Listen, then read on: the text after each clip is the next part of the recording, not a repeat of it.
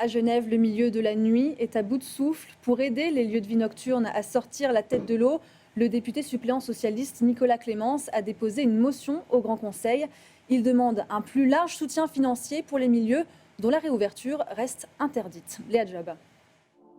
C'était un énième cri d'alerte du milieu nocturne genevois. Dans ce manifeste publié la semaine passée, les acteurs de la nuit se disent à bout de souffle et même à l'agonie.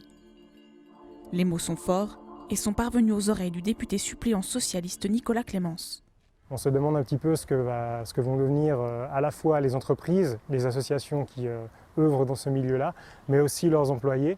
Dans une motion déposée au Grand Conseil cette semaine et coécrite avec le député Younis Moussa, il demande à l'État d'agir en soutenant financièrement ces milieux, par des indemnisations particulières par exemple.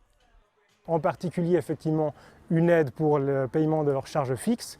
On pense bien évidemment aux loyers, aux assurances, mais également aux salaires, puisqu'effectivement les RHT s'arrêtent au 1er septembre pour une bonne partie de leurs employés. Car la semaine passée, le couperet tombe une nouvelle fois. Aujourd'hui, Genève annonce que les dancings resteront fermés jusqu'au 16 novembre au moins. Pour la troisième fois consécutive, le Conseil d'État décide de prolonger la fermeture des boîtes de nuit à Genève, close depuis le 31 juillet.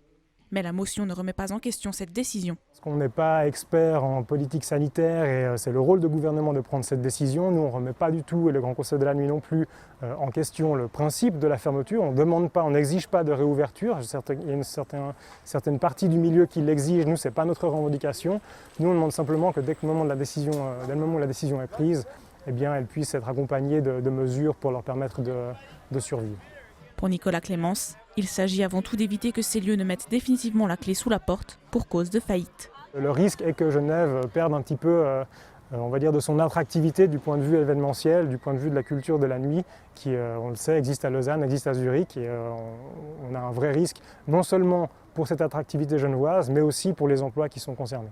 Une fois déposée, la motion peut être renvoyée en commission ou être votée sur le siège si les députés la jugent urgente.